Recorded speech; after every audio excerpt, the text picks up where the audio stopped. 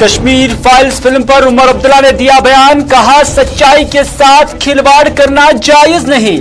90 के हालात में पंडित ही नहीं मुसलमान और सिख भी हुए मुतासिर। हम पंडितों की वतन वापसी चाहते हैं। फिल्म ने माहौल ऐसा बना दिया कि जिससे पंडितों की वतन वापसी मुतासिर हो गई।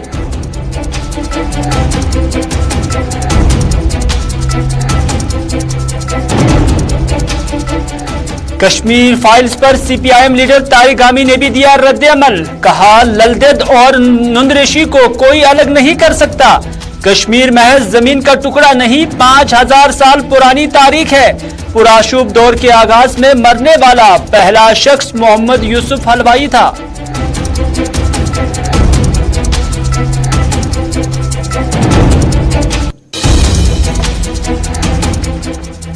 और बड़गाम में ओडीएफ की वेरिफिकेशन के लिए डिप्टी कमिश्नर ने जारी किया ऑर्डर। वेरिफिकेशन के काम का असातिज़ा को सौंपने का हुक्म। असातिज़ा की एंगेजमेंट को लेकर उठे सवालात, माहिरीन ने इसे कानून के बरक्स दिया करार। डीसी ने जवाब देने से किया इनकार।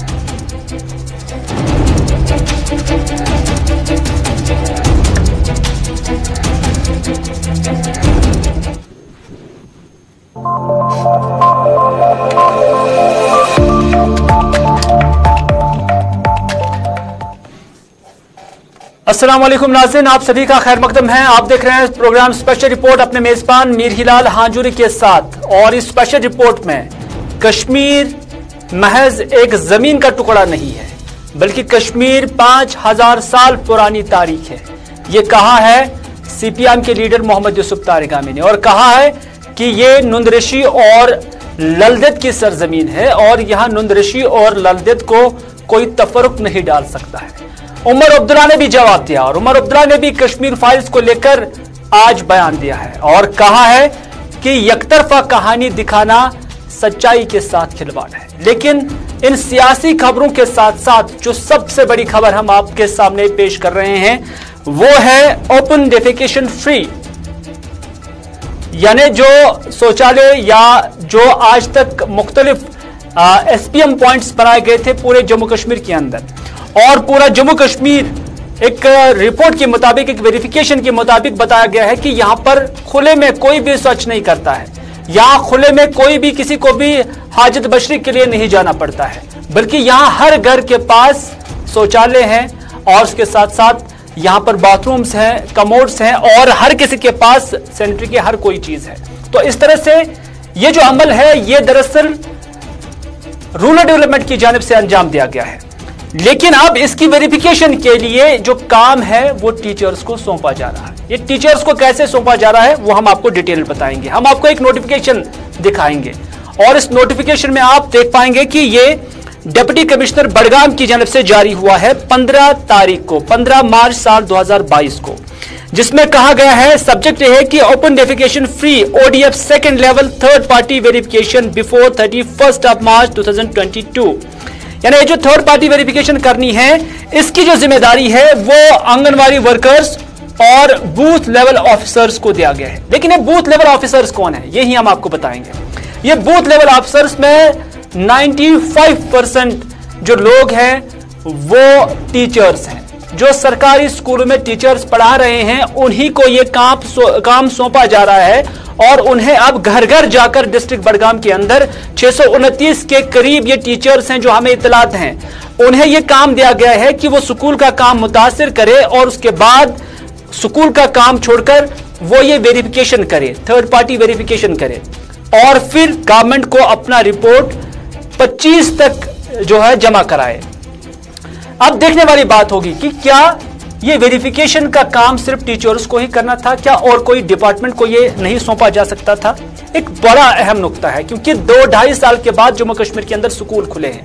इन स्कूलों में बच्चे पढ़ लेते लेकिन उनके टीचर साहिबान को अब अननेसेसरली दूसरे कामों के लिए एंगेज किया जा रहा है, जिसकी वजह से उन स्कूलों में ये टीचर गैर हाजिर रहेंगे उस मुद्दत के दौरान जब ये वेरिफिकेशन करेंगे, क्योंकि वेरिफिकेशन करने से पहले उन्हें ट्रेनिंग के दौर से भी गुजरना होगा और जब ट्रेनिंग के दौर से गुजरना होगा तो उससे टीचिंग जो है, दरसो तदरीस जो है वो मुतासिर हो जाएगा, हमारे बच्चे ठीक तरह से नहीं पढ़ पाएंगे, नंबर एक। नंबर दो, जब कल इसी स्कूल का रिजल्ट आ जाएगा और अगर रिजल्ट में कोई कमी पेशी हो जाएगी तो फिर इस टीचर को पूछा जा सकता है, पकड़ा जा सकता है कि आपका रिजल्ट कमजोर क्यों है। तो उस वक्त सरकार उससे क्या जवाब देगी और उस वक्त टीचर क्या बोलेगा उन्हें कि वो वेरिफिकेशन के लिए गया था। नंबर दो। नंबर तीन, कि क्या कानूनी एतबार से ये थर्ड पार्टी वेरिफिकेशन सही है। जब हम थर्ड पार्टी बोलते हैं, अगर सरकार को ये थर्ड पार्टी करनी है तो सरकार की ही एजेंसी क्या कोई थर्ड पार्टी हो सकती है, या कि फिर किसी और इंडिविजुअल, किसी और कंपनी को ये ठेका दिया जा सकता था, उन्हें ये इस चीज के लिए एंगेज किया जा सकता जिसको थर्ड पार्टी कहा जा सकता था। और क्या on the cost of education teachers को एंगेज किया जा सकता था, और क्या जो राइट टू एजुकेशन एक्ट है उसकी बुनियाद पर क्या टीचर्स इस चीज के लिए लायबल है कि उन्हें यह काम करना चाहिए।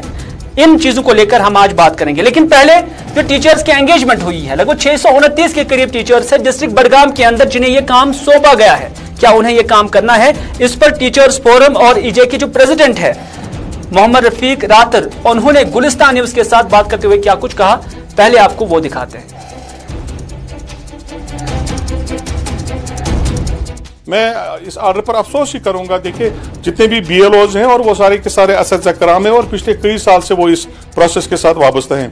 अब आपको मालूम है कि 3 साल के बाद पहली बार स्कूल खुले हैं और उसके बाद अगर आप असद कराम को स्कूलों से निकालेंगे और वेरिफिकेशन कराएंगे मुख्तलिफ स्कीम्स की जो हमारा डोमेन भी नहीं है, तो उसके सिलसिले में अगर आप तकरीबन 600 या कुछ असद कराम इसके साथ वो इन्वॉल्व हो जाते हैं, तो ये तकरीबन हफ्ता या 2 हफ्ता ये प्रोसेस रहेगा। उसके लिए उनको ट्रेनिंग भी करनी पड़ेगी। तो अगर इस तरह के ऑर्डर सर्व किए गए डिपार्टमेंट की तरफ से और असद कराम को इस तरह से एंगेज किया गया, फिर उनसे परफॉर्मेंस की रिपोर्ट ली जाती है और फिर जितने भी नताइज स्कूलों में आते हैं उसका नजला भी आप असद कराम पर गिराएंगे। तो मेरा कहना यह है कि मामला को देखना चाहिए DC को।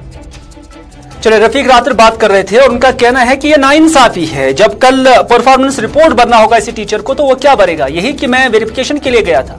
जब परफॉर्मेंस रिपोर्ट स्कूल के हवाले से देना होगा कि आपका रिजल्ट कम क्यों आया, तो क्या वो उस वक्त ये कहेगा कि उसे थर्ड पार्टी वेरिफिकेशन के लिए भेज दिया गया था कि आप देखिए कि जिस इलाके में आप वेरिफिकेशन कर रहे थे तो वहां कितने कमोड लगे थे, वहां कितने सैनिटरी पॉइंट्स लगे हुए थे, वहां कितने बाथरूम बनाए गए थे, क्योंकि ये घर घर उन्हें जाना होगा। तो इस हवाले से हमने बात की है डिप्टी कमिश्नर बडगाम शाहबाज मिर्जा के साथ, उनसे हमने जानने की कोशिश की। सवाल के पहले हिस्से में उन्होंने डिटेल दी है कि ये वेरिफिकेशन क्या है, लेकिन जब हमने उनसे पूछा कि कहीं इससे जो तालीमी निजाम है वो मुतासिर तो नहीं हो जाएगा, तो उन्होंने माइक हटाकर जवाब देने से इनकार किया है। आप पूरी तरह से देखिए कि डिप्टी कमिश्नर बडगाम शाहबाज मिर्जा साहब इस हवाले से क्या कुछ कहते हैं। पूरी यूटी की तरह हमारा डिस्ट्रिक्ट भी ODF है। अब SBM 2 इम्प्लीमेंट होने जा रहा है, जिसे हम ODF प्लस भी कहते हैं, जिसमें अब ग्रे वाटर मैनेजमेंट, वेस्ट जो आपका गार्बेज है, सॉल्ट वेस्ट है, उसके मैनेजमेंट की तरफ से जा रहे हैं हम, ताकि आपकी पंचायत, अर्बन रूरल एरिया सारा जो है वो साफ रहे।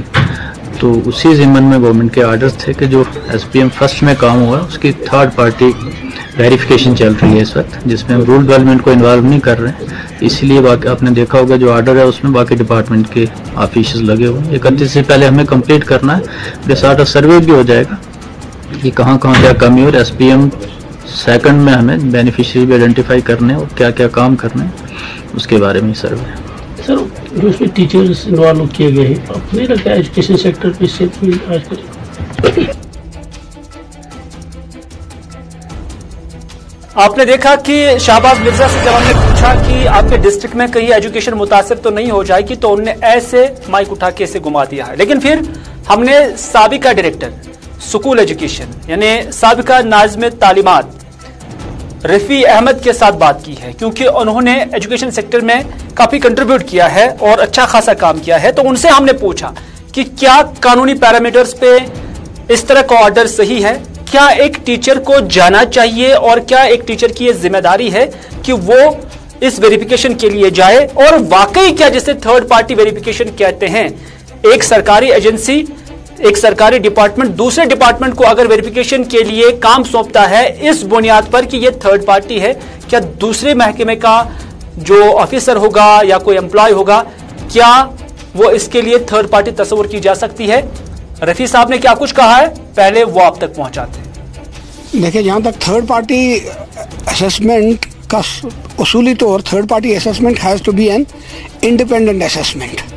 अगर गवर्नमेंट अपनी ही एजेंसी, किसी एक एजेंसी के कामकाज की जांच परख किसी दूसरी अपनी ही एजेंसी के ज़रिए करवाना चाहती है, possibly that is antithetical to the very concept, very essence of a third party assessment.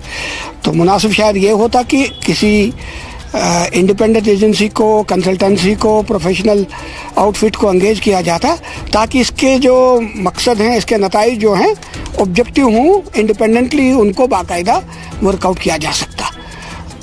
हुआ एक पहलू। दूसरा पहलू कि इसका वाकई तौर पर you are absolutely right, it can not be without a cost on the teaching learning process in schools हमारे जो हैं 2-3 साल से, इनफैक्ट लगभग 3 साल से बंद रहे। तो आफ्टर 3 लॉन्ग ईयर्स लल स्कूल्स फिर से खुल गए हैं। Perhaps not an ideal time कि हम टीचर्स जो यकायक फिर दरस व तदरीस के कामकाज में जुट गए हैं, नहायत इन्हिमाक, नहायत शौक़, ज़ौक़ और लगन के साथ, और फिर से वो ऑफलाइन मोड में आ गए हैं, तो मेरे ख्याल में दिस डाइल्यूशन वाज अवॉइडेबल। अब तीसरी बात है कानूनी पहलू की।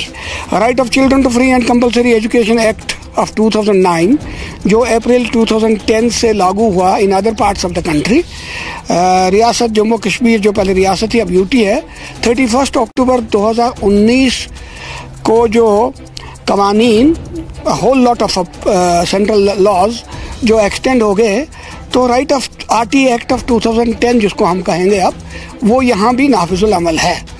तो वहाँ बाकायदा बताया गया है कि टीचर्स की ड्यूटीज़ क्या हैं। Section 24 of the RT act बाकायदा ले डाउन करता है कि टीचर्स की ड्यूटीज़ क्या हैं।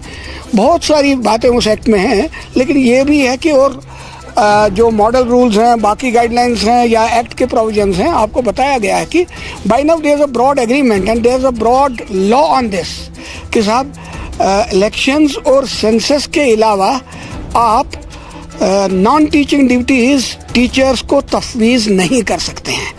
इलेक्शन एंड सेंसस 2 एक्सेप्शंस जो हैं, जो कानून और ज़वाबित में और तरीक़ेकार में तस्लीम हुई हैं। Otherwise, no other duty can be assigned to this teachers other than the ones. साबिका director school education Rafi Ahmad बात कर रहे थे। 3 चीजें उन्होंने काफी अहमियत की हामिल बताई हैं कि एक टीचर को अपार्ट फ्रॉम कि वो एक टीचिंग कराएगा, वो पढ़ाएगा बच्चों को, उसके अलावा सिर्फ 2 काम उसे कानून और एक्ट के मुताबिक जो उन्होंने बताया दिए गए हैं। एक ये कि वो सेंसस मरदूमशुमारी के लिए जा सकता है, और जब स्टेट को जरूरत पड़े कि उसे इलेक्शन के लिए, इलेक्शन कंडक्ट कराने के लिए, उस दौरान उनकी खिदमत को हासिल किया जा सकता है। और उसके बाद किसी भी टीचर की कोई और जिम्मेदारी नहीं है, कोई थर्ड पार्टी वेरिफिकेशन के लिए उसे नहीं जाना होगा, उन्हें घर घर जाकर बैतुल खुला गिनने की जरूरत नहीं होगी। ये उनको ये असाइनमेंट नहीं दिया गया है। ये रफ़ी अहमद साबिका डायरेक्टर स्कूल एजुकेशन कहते हैं, एक्ट के मुताबिक, कानून के मुताबिक। दूसरा ये कि on the cost of education एक टीचर को कोई दूसरा काम नहीं मिलना चाहिए, ये भी उन्होंने कहा है। और तीसरा ये कि जो थर्ड पार्टी सिस्टम बता रहे हैं कि एक सरकार की जो एजेंसी होगी, कोई डिपार्टमेंट होगा, वो दूसरे डिपार्टमेंट को थर्ड पार्टी नहीं कह सकता है, बल्कि third party non government organisation होनी चाहिए, और तभी जाकर इसे थर्ड पार्टी वेरिफिकेशन कहा जा सकता है। तो 2 चीजें हैं, एक ये कि जो ये वेरिफिकेशन यहां पे हो जाएगी, ये उसूली और कानूनी बुनियादों पर माहिरीन के मुताबिक थर्ड पार्टी नहीं कहला सकती है। और नंबर 2 ये कि जिन टीचर्स को इस चीज के लिए असाइन किया गया है, उन्हें भी ये लायबिलिटी नहीं है, ये उनकी जिम्मेदारी नहीं है, और उन्हें सिर्फ 2 चीजें एजुकेशन के अलावा, पढ़ाने के अलावा दी गई हैं, वो है इलेक्शन की ड्यूटी और मरदूमशुमारी। और हम भी उम्मीद करते हैं कि जैसा कि हमने डिप्टी कमिश्नर साहब से पूछने की कोशिश की थी, लेकिन बदकिस्मती यह है कि उनकी जानिब से इस पर कोई लबकुशाई नहीं की गई है, कोई जवाब नहीं दिया गया है। लेकिन हम उम्मीद करते हैं कि जो बेसिक रूह है, जो बुनियादी रूह है तालीम पहुंचाने का या तालीम का, और जो एक रेस्पेक्ट एक टीचर की होनी चाहिए, वो कम से कम बहाल होनी चाहिए। चलिए स्पेशल रिपोर्ट में अब तालीम के साथ साथ सियासत का भी जिक्र करते हैं और इन दिनों सियासत में कश्मीर फाइल्स पर न सिर्फ जम्मू कश्मीर के अंदर बल्कि पूरे मुल्क के अंदर चर्चे हैं, बहस मुबहसे हैं।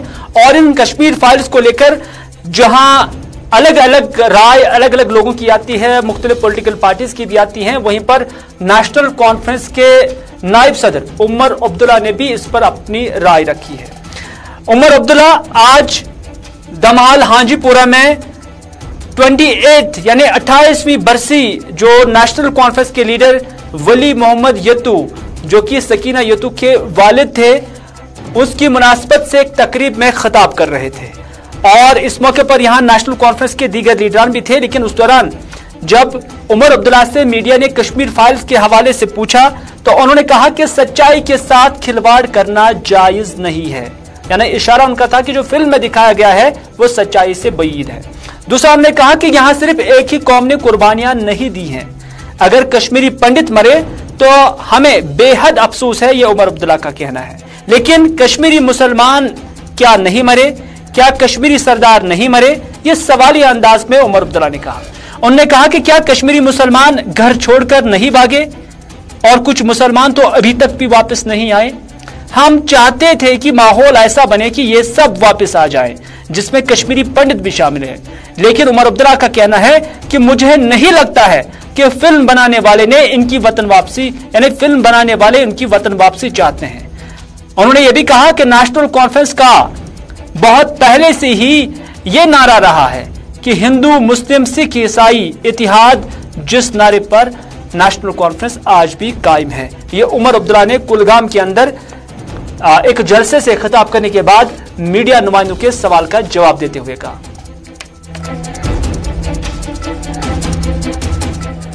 यहाँ सिर्फ एक कौम ने कुर्बानियां नहीं दी, अगर कश्मीरी पंडित मरे हैं हमें उसका बेहद अफसोस है, नहीं होना चाहिए। लेकिन क्या कश्मीरी मुसलमान नहीं मरे, क्या कश्मीरी सरदार नहीं मरे? अगर यहाँ लोग घर से निकल गए, बेघर हुए, तो उसमें सब मजहब के लोग शामिल हैं। मुसलमानों ने भी अपनी मकानें छोड़ के, कश्मीर छोड़ के, कुछ तो अभी तक वापस नहीं आए।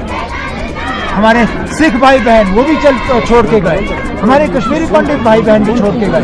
हमें इस बात का अफसोस है और हम कहते हैं ना, माहौल ऐसा बनना चाहिए कि ये वापस आए।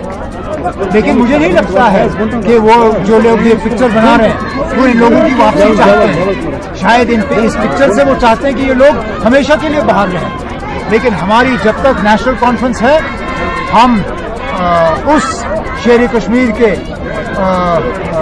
सिपाही हैं, वर्कर हैं, जिन्होंने हमें ये नारा दिया, शेर कश्मीर का क्या इरशाद, हिंदू मुस्लिम सिख इत्तेहाद, हम उस बात पे कायम हैं और उस जम्मू कश्मीर को हम दोबारा कायम देखें। नेशनल कॉन्फ्रेंस के नायब सदर और साबिका वज़ीर आला, साबिका यूनियन मिनिस्टर उमर अब्दुल्ला बात कर रहे थे कश्मीर फाइल्स को लेकर। लेकिन पीएचडी के तर्जुमान या सीपीआईएम के लीडर मोहम्मद यूसुफ तारिकामी ने भी लबकुशाई की है और कहा है कि कश्मीरी पंडित कश्मीरी समाज का अटूट अंग है। लेकिन कश्मीर कोई जमीन का टुकड़ा ही नहीं बल्कि 5000 साल पुरानी एक तारीख है। इस तारीख को बादशाहों और हाकिमों ने नहीं बल्कि यहाँ के लोगों ने संवारा है, ये मोहम्मद यूसुफ तारिकामी का कहना है। तारिकामी ने यह भी कहा कि ललदेद और नुंदरशी को आप अलग नहीं देख सकते हैं। पंडित डर के मारे घर छोड़ने पर मजबूर हो गए, ठीक उसी तरह जिस तरह मैं खुद यानी मोहम्मद यूसुफ तारिकामी 90 की दिहाई में घर छोड़कर चला गया था। हमारी शनाख्त ललदेद और शेखुल आलम की शनाख्त है जो कभी नफरत पर मबनी नहीं थी, यह तारिकामी का कहना है। तारिकामी ने यह भी कहा कि सरकारों ने कहा था, यानी जो इससे पहले सरकार आई है या मौजूदा सरकार है, उन्होंने कहा था कि हम पंडितों की वापसी के लिए कुछ करेंगे। सेंटर से लेकर जम्मू कश्मीर तक आज हुक्मरानों को रसाई है, लेकिन क्या किया, सवाल है तारिकामी का। तारिकामी ने कहा कि बराए मेहरबानी इस वारदात को सियासी हवा न दिया जाए। 90 की दिहाई का सबसे पहला निशाना कोई पंडित नहीं बल्कि मोहम्मद यूसुफ हलवाई बना, यह तारिकामी ने कहा। उसको ये कश्मीर सिर्फ जमीन का टुकड़ा नहीं, ये एक तहजीब है। हमारी तारीख 5000 साल की तहरीक है और इस तारीख को संवारा है हर अकीदे के लोगों ने, बादशाहों ने नहीं, हाकिमों ने नहीं, यहाँ के रहने वाले लोगों ने। मैंने कई बार कहा, बार बार मुझे पूछा गया क्या उनको यहाँ से निकलवाया गया। मैंने कहा हरगिज नहीं, इशारा था उनका किसी और तरफ। मैंने कहा वो डर के मारे घर छोड़ने पर मजबूर हुए। मेरी शनाख्त ललदत की शनाख्त है, शेखुल आलम की शनाख्त है। ये शनाख्त नफरत पर नहीं बनी है, ये शनाख्त डिवाइसिव नहीं है, फूट की नहीं है।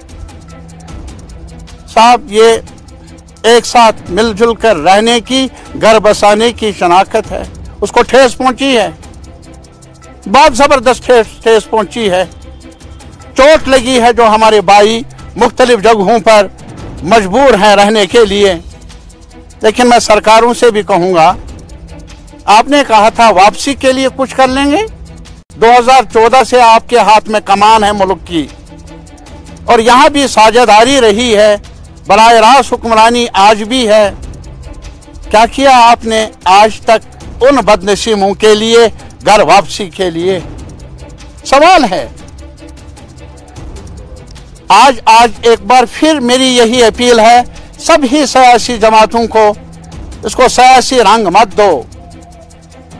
Tragedies should unite us. Tragedies, ये जो अलमिया हैं, वारिदातें हैं, ये जो दर्द है, और आज उस दर्द को बांटने का सवाल है यार। उस दर्द को आप सियासी दुकान पर चढ़ाए बेचने के लिए मत कीजिए।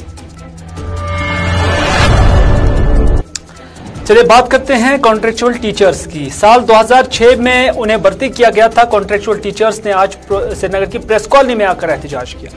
एहतजाज के दौरान उन्होंने अपनी सर्विसेज को बहाल करने के लिए सरकार से अपील की है। उन्होंने कहा कि 3 बार उनका इससे पहले कंटिन्यूएशन हुआ है, लेकिन अब उन्हें डिसएंगेज किया गया है। उनका कहना है कि साल 2019 से वो डिसएंगेज्ड है और अब उनकी मांग यही है कि उनकी सर्विसेज को बहाल किया जाए। उनका कहना है कि उन्होंने कई बार जब हुक्मरानों के, अफसरान के दरवाजा खटखटाए तो उस वक्त उन्हें यकीन दहानियां दी जा रही हैं, लेकिन उन यकीन दहानियों पर कोई अमली जामा नहीं पहनाया जा रहा है। हम आज यहाँ पर आए क्योंकि हमें government of Jammu and Kashmir ने बार बार एश्योरेंस दे दी कि हम आपको रिहायर करेंगे, बदकिस्मती से लेकिन हमें आज तक रिहायर नहीं किया गया। 2019-10 में को हमें डिसएंगेज किया गया विदाउट एनी नोटिस। हमने और हमें 3 कंटिन्यूएशन दी गई, और हमने जिस साल में जिसे तो नाज़रीन, ये था आज का स्पेशल रिपोर्ट। इसके साथ दीजिए अपने मेजबान मीर हिलाल हाजुरी को आज का ये प्रोग्राम यहीं पर इख्तिताम करने की इजाजत, इस वादे के साथ कि अगर जिंदगी रही तो आपसे फिर होगी मुलाकात। तब तक के लिए खुदा हाफिज, भी अमान अल्लाह।